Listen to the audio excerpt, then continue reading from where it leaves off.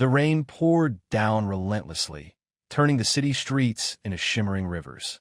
James Morgan stepped out of his sleek silver car, opening his umbrella with one hand while holding his phone with the other. No, tell him the Tokyo deal isn't negotiable. If they want to back out, that's their choice. We won't sacrifice quality for speed, he said firmly into his Bluetooth headset. James strode across the sidewalk toward the daycare center, his expensive shoes splashing through puddles. Today was his first time picking up his 4-year-old son Alex. Usually, his personal assistant handled this task, but she had called in with a family emergency. James had glanced at his packed schedule, sighed, and told himself it would only take 15 minutes. As he reached the covered entrance of the daycare, a group of children stood waiting, their jackets zipped tight and small hands clutching backpacks. Through the rain-smeared glass doors, James spotted a child in a blue raincoat with a hood and dinosaur rain boots. The child turned around and looked directly at him. "Daddy," the boy called hesitantly. James was distracted. His CFO was calling about an urgent budget update. He barely glanced at the child's face, but the size and outfit matched what Alex had worn that morning. James pocketed his phone momentarily and gave the boy a gentle pat on the head. "Hey, buddy, let's get out of this weather." The boy walked with him obediently, glancing back once before taking James's offered hand. James quickly buckled him into the back seat, handed him a juice box from the cooler compartment, and resumed his call. Traffic was heavy. James fielded 3 more calls during the drive home. The boy in the back remained quiet, watching the rain trace patterns on the window. James smiled once and said, "Tough day at school, kiddo." The child nodded slowly, but said nothing. By the time they reached the gated driveway of James's modern townhouse, the rain had eased slightly. He turned off the ignition, unbuckled the child, and carried him inside. The boy stood just inside the doorway, dripping slightly on the hardwood floor, looking around with wide eyes. James hung up his coat and looked back. "All right, Alex. Shoes off, then dinner." The boy just stared at him. James frowned. "Alex." No response. He crouched down. "Hey, bud, are you feeling okay?" The boy shifted uncomfortably. "Where's Mommy?" James froze. "What did you say?" The boy looked at him, blinking. "Where's Mommy? And where's my rocket backpack?" It hit James like a thunderbolt. This was not his son. He jumped up, heart pounding. He ran to his phone and pulled up a picture of Alex from that morning. Then he turned back toward the boy. The resemblance was startling, but the eyes, face shape, and quiet demeanor were different. His Alex was louder and more curious. This boy had barely said a word. Oh my God. Across town, chaos was unfolding. Emma Taylor stood outside the daycare, hair soaked, eyes wide with panic. Her son, also named Alex, had vanished. One moment he was there, lining up with the other kids, and the next he was gone. "I just saw him 5 minutes ago." Emma cried. He was in his blue jacket. The daycare director was trembling, dialing emergency numbers. "We thought his father picked him up. He said, 'Daddy,' and got into a car. We thought." "Oh my God." Emma grabbed the woman's arm. "He doesn't have a father in his life." "Who took my son?" Police arrived within minutes. A bolo was issued. Staff scrambled to check security footage. Emma stood in the rain, barely breathing. Back at the townhouse, James had already buckled the boy back into his car and sped off through the drenched streets. His hand shook as he called the daycare, but no one answered. He pulled up to the daycare with hazard lights flashing, arriving at a scene swarming with police. He stepped out, carrying the boy in his arms. I think I made a mistake," he said loudly. "I thought he was my son. I swear I didn't mean." Emma turned at the sound of his voice. Her eyes landed on her son in James's arms. "Alex," she screamed. James gently set the boy down. The child ran into Emma's embrace. She clutched him, sobbing. "Are you okay? Are you hurt? What did he do to you?" James stepped forward. "Ma'am, please. I didn't know. He looked just like my son from behind. I swear to you it was an honest mistake." Without thinking, Emma stood and slapped him across the face. "Don't you ever touch my child again." James didn't speak. He just stood there in the rain, shame soaking through his clothes deeper than the water ever could. The cold fluorescent lights of the police station buzzed overhead as James sat stiffly on a hard chair. His damp blazer clung to his back. Across from him, Emma sat with her arms crossed, eyes blazing with fury that made him feel smaller than he had in years. Her little boy, now wrapped in a warm blanket, sat beside her, sipping hot chocolate given to him by one of the officers. The officer leaned over the desk between them, laptop open. "We've reviewed the footage from the daycare security camera. It clearly shows Mr. Morgan approaching the wrong child and taking him by the hand. The child did call out Daddy. There was no physical force, no sign of malice or coercion. Emma shot to her feet. He still took my son. The officer nodded patiently. Yes, ma'am, and we understand how frightening that was. But based on the footage and Mr. Morgan's immediate return, plus the child being unharmed, it appears to be an unfortunate but honest mistake. Emma turned to James, her voice sharp. Unfortunate? You think that's what this was? James stood, his tone low but firm. I am sorry. I truly am. I was distracted and rushing. I thought he was my son. I did not look closely enough, and that is entirely my fault. She scoffed. People don't just pick up the wrong child. You think because you wear a suit and drive a fancy car, you get to make these kinds of mistakes and walk away without consequences. James flinched at the accusation. No, that is not what I think. Oh, really? What do you think? She snapped. That a single mom like me should just be grateful you didn't decide to keep him? That I should say thank you for not being worse? I did not mean to frighten you, he said, hands open in front of him. And I understand this doesn't make anything better, but if there's anything I can do, compensation, schooling support. You want to pay me off? She interrupted, voice rising. You think you can fix this with money? James paused. That is not what I meant. I just thought. Well, don't, she said coldly. You don't know anything about me or my son, and you sure as hell don't get to fix your guilt by throwing money at us. A silence settled between them, thick and sharp. Emma's son tugged gently on her sleeve. Mommy, he didn't hurt me. She looked down at her child, her jaw tightening. The officer stepped in. Ms. Taylor, you are within your rights to press charges, but you should know that based on evidence and witness statements, a case might not hold. The daycare staff confirmed the mix-up, and the footage supports Mr. Morgan's claim. Emma didn't respond. She picked up her bag and her son and walked out of the room. Later that night, James sat alone in his kitchen, untouched tea growing cold beside him. His house, usually pristine and quiet, now echoed with the boy's voice. Where's Mommy? He couldn't shake the image of Emma's eyes, fierce, protective, and trembling beneath all that anger. He didn't blame her. If it had been his son, he might have done the same. Worse, probably. He looked down at the family photo on the fridge. Himself, his late wife, and his son Alex, barely 6 months old. So much had changed. He had worked his way through grief by working harder, staying later, caring less about anything that wasn't measurable or manageable. But tonight was a failure he couldn't shake off, a human mistake, and one that had shaken something loose inside him. Across the city, Emma sat at the foot of her son's bed, watching him sleep. His tiny fists were curled under his chin. The blue jacket lay crumpled by the door, an image she couldn't forget. Her phone buzzed, a text from her attorney. If you want to pursue charges, we can file first thing tomorrow. But off the record, this looks like a genuine mistake. I don't think it will go anywhere. She put the phone down. Was she still angry? Absolutely. Was she terrified?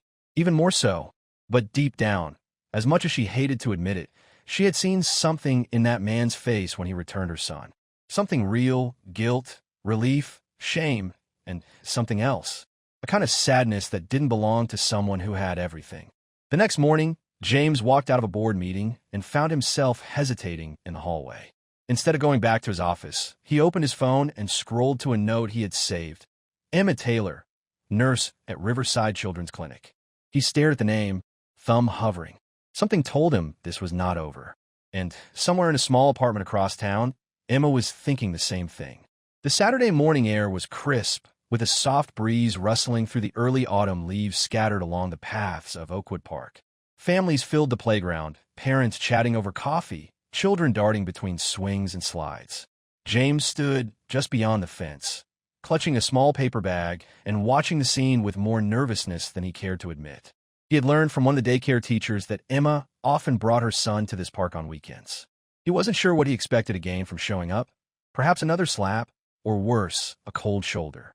But he needed to say it again, not from behind a lawyer or under the fluorescent lights of a police station. This time as a man, not a CEO. He spotted them before they saw him. Emma was crouched beside her son, tying his shoelaces. She laughed softly at something he said, her expression warm, relaxed.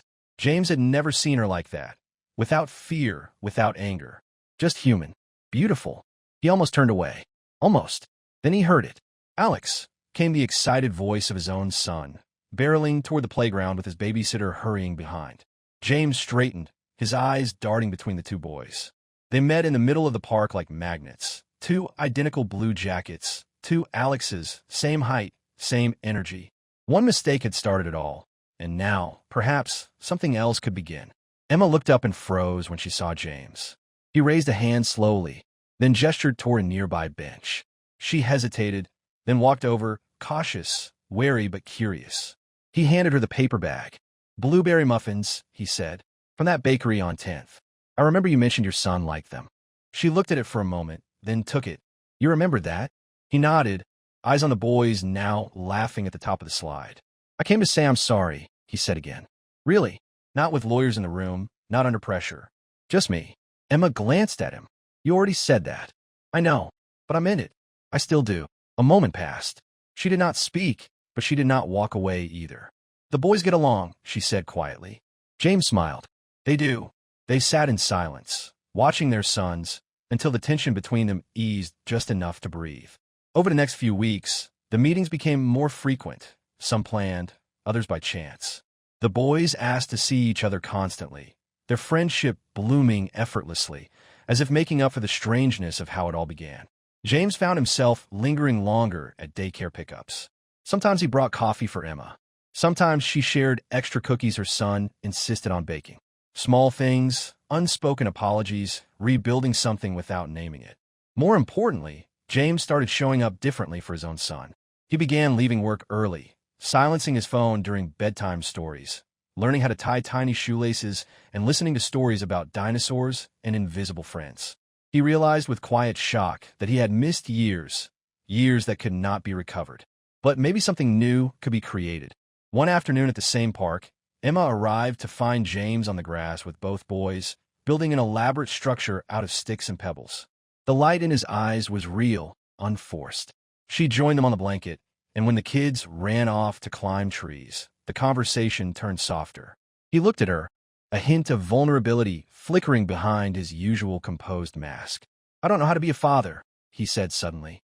"I thought I did, but I was wrong." Emma tilted her head, surprised. "My wife died when Alex was 6 months old. Complications from childbirth. One day we were planning nurseries and reading baby books, and the next, I was alone with a child I didn't know how to hold." He paused. "So I hired help, delegated like I always do. I thought maybe love could be scheduled, outsourced." He shook his head. "But that day with your son, that mistake, it was like a punch in the chest.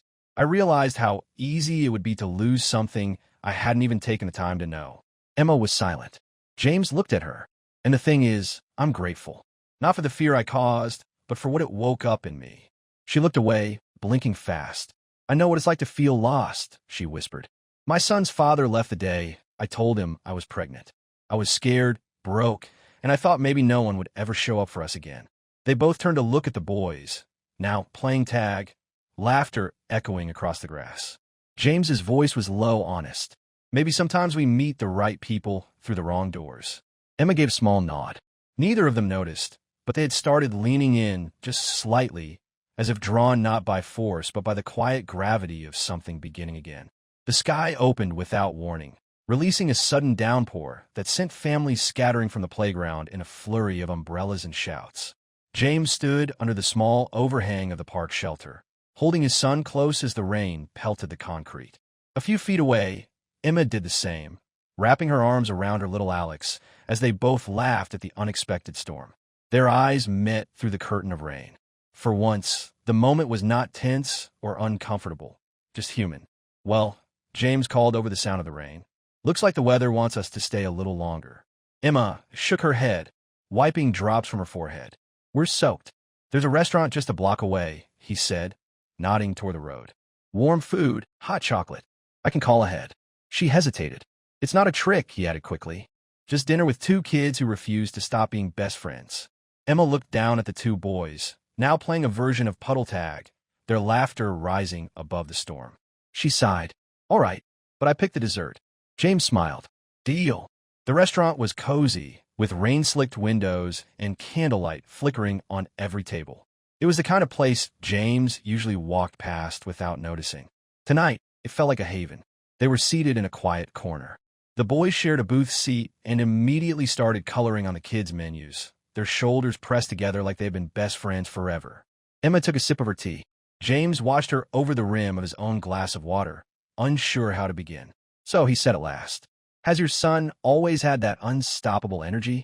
She smiled faintly. "Since birth. He came out kicking and never stopped." "Mine too," James chuckled.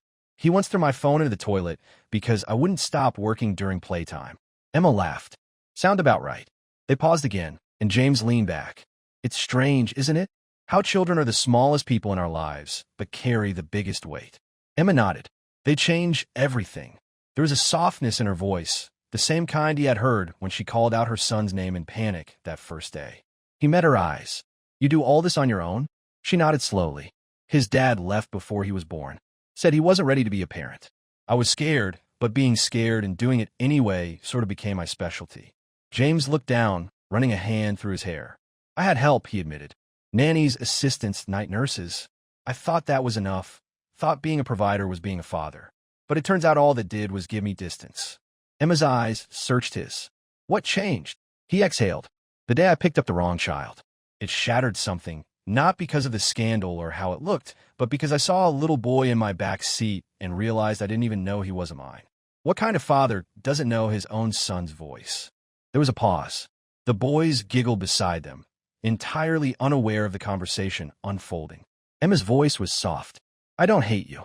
James looked up sharply. She gave a sad smile. "I wanted to. I wanted someone to blame. But the truth is, I don't hate you." She looked down at her tea, then back up. "I hate that feeling," she said. "That paralyzing terror that something could happen to my son and I would be powerless to stop it. That feeling doesn't go away, whether you're poor like me or powerful like you." James nodded. His voice came quieter. "I understand. Because for the first time in my life, I was afraid of losing something I didn't even know I had until it was almost gone." Their eyes met again, and this time, the silence between them was no longer uncomfortable. It was intimate, real. The waitress arrived with dinner. Plates were passed, drinks refilled, and the boys cheered when the dessert Emma had chosen, warm chocolate cake with ice cream, appeared. James watched as Emma helped her son cut a bite, gently wiping chocolate from his chin. She looked up and caught him staring. He smiled sheepishly. "You're a good mom." She shrugged. "You're learning to be a good dad." And just like that, the evening softened. The rain outside slowed to a drizzle. The children yawned in unison. And two people who had met under the worst of circumstances sat across from each other, unknowingly walking towards something neither had expected, but both had started to want. Not a second chance, but a new beginning. It started with a name. James sat at his desk late one evening, the skyline of the city glowing beyond the floor-to-ceiling windows of his high-rise office. His son had gone to bed hours ago, and his inbox was finally quiet, but something still tugged at him, something that had been lingering in his mind since their last dinner.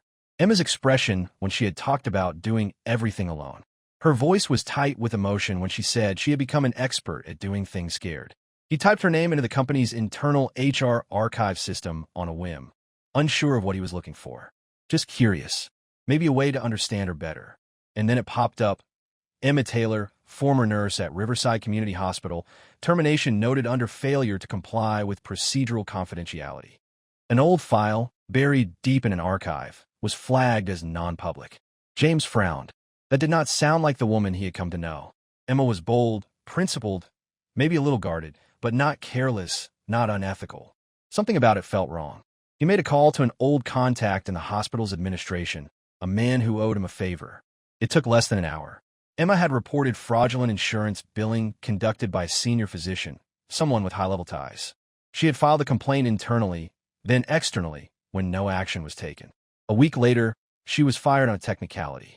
The physician in question had since quietly resigned, but the record of Emma's courage had been buried under paperwork and silence.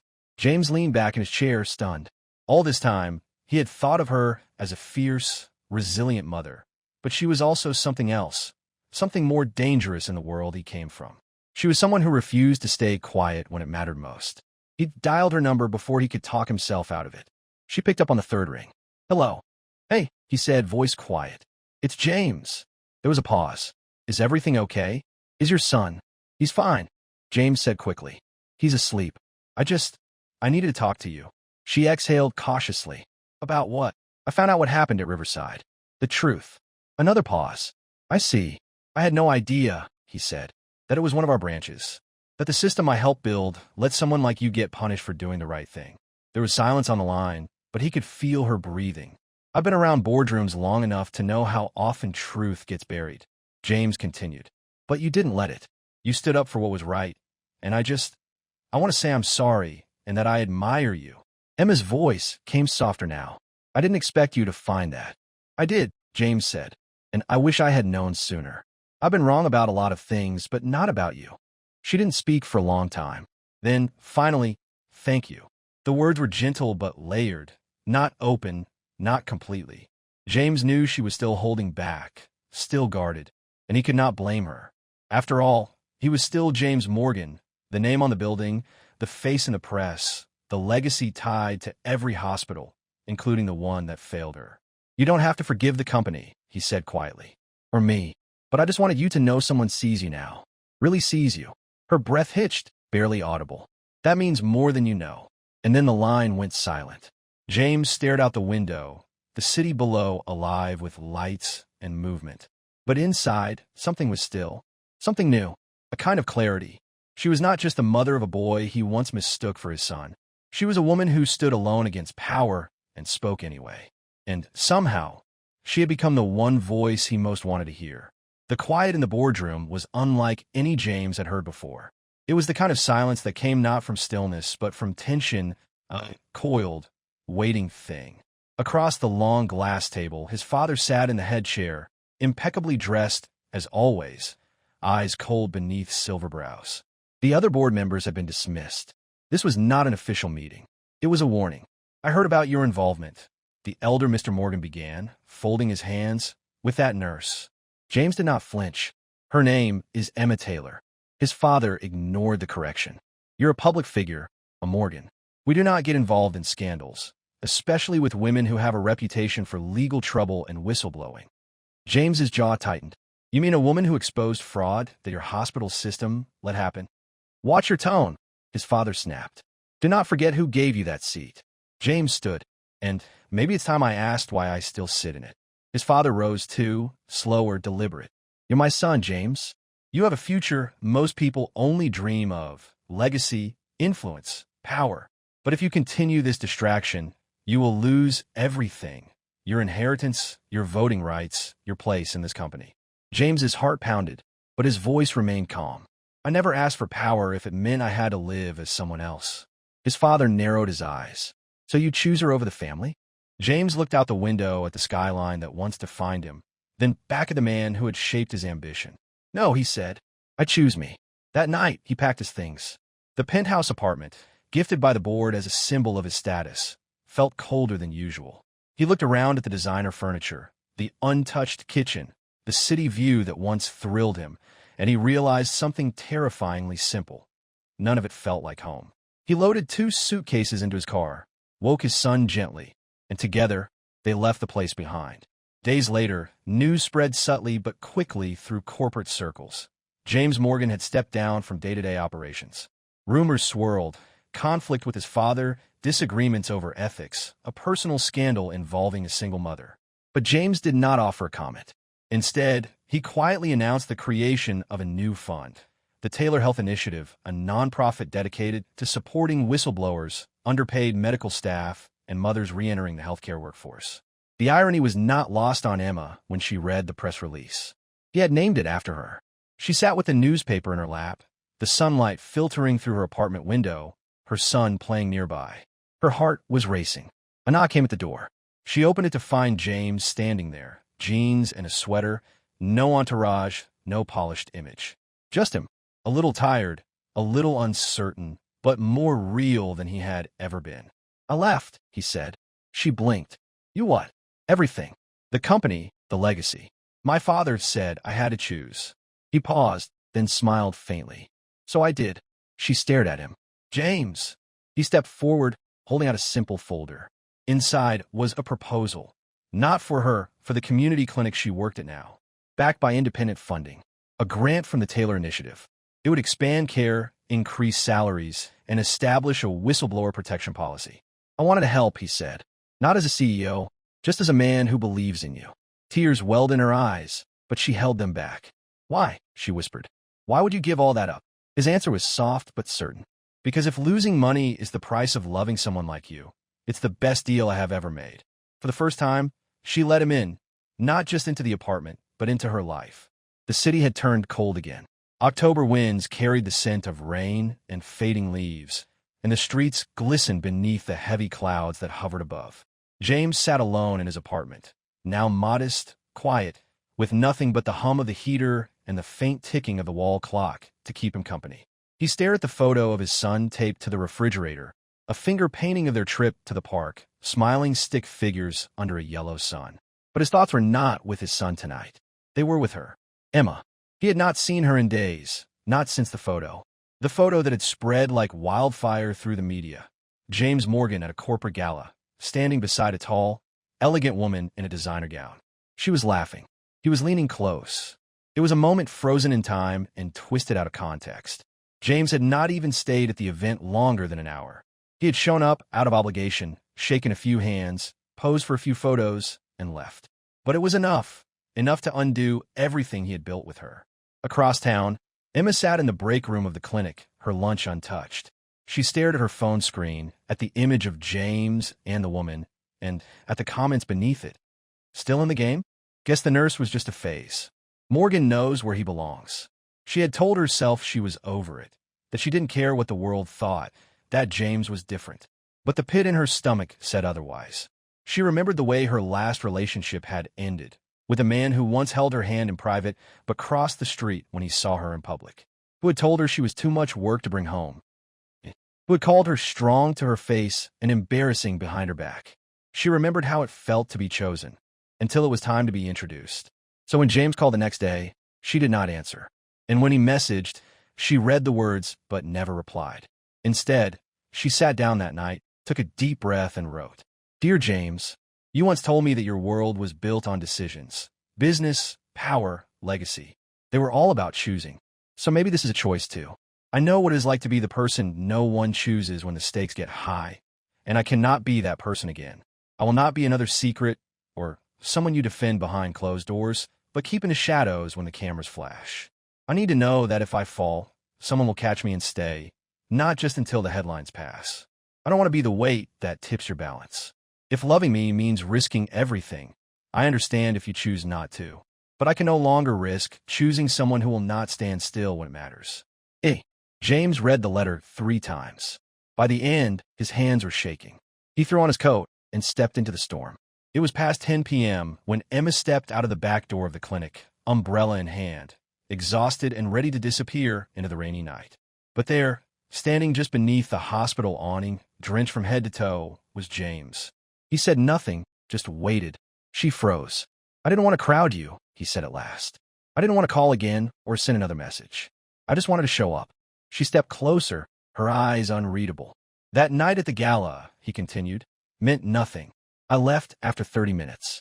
I only went because I promised an old friend I would show face. That woman, she was my college roommate's wife." Emma stared at him. "And the cameras? I don't care about them anymore." "You used to," she said softly. "I used to care about a lot of things that don't feel worth it anymore." He stepped closer. "But I care about you." Rain dripped from his hair onto his collar, soaking through the fabric. "If you're the reason I have to keep walking away from everything that no longer fits who I am, then I will do it again and again and again." Emma's breath hitched. "Because I would rather be yours in the shadows than someone else's in the spotlight," he whispered. "But I'm not asking for shadows anymore. I want all of it. The light, the storm, and you." She took a trembling breath, and for the first time, she did not pull away. Instead, she stepped into his arms, letting the rain fall around them. Not because it was a fairy tale, but because it was finally real. A soft breeze drifted through the community center courtyard, carrying the scent of fresh flowers and children's laughter. Emma stood by the window, watching volunteers paint a colorful mural on the wall outside. Behind her, nurses moved through the halls of the newly opened Taylor Health and Hope Center. James had quietly funded the project, but it was her name carved into the front. He had insisted it was her story that made it real. Their lives had blended slowly, naturally, not with declarations, but in the quiet rhythms of shared days. grocery runs, bedtime stories, school drop-offs. James's once pristine kitchen was now filled with crayon drawings and half-empty cereal boxes. Emma no longer braced herself for endings. Instead, she began to believe in something she had never known: stability. James learned to flip pancakes without burning them. Emma learned to believe his promises. And the two Alexes, so different in origin, had become brothers in every way that mattered. It was on a Friday afternoon that it happened.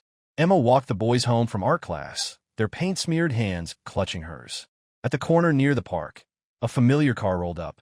The back window slid down. Inside was James, wearing a cap that read Alex and Alex's dad. On the door, taxi home, carrying only one passenger, forever. The boys squealed. Emma laughed, heart pounding. James stepped out, opened the back door. Inside, wildflowers and a photo book. The last page held a velvet box nestled between pictures of the boys. James's voice was quiet. I once picked up the wrong child. That moment could have ruined everything, but instead, it brought me to you. He knelt on both knees. No castles, no crowns, just this life, noisy and messy in hours. I want it with you. Emma knelt too, tears slipping down her cheeks.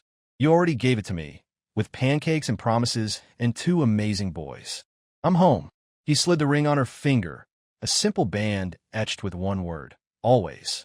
They never had a grand wedding, just a picnic in a park with bubbles, cupcakes, and joy. The two Alexes held a sign. We said yes to. The final touch came when the mural outside the center was completed. 4 figures holding hands in the rain, a car behind them, and the words, family, not by blood,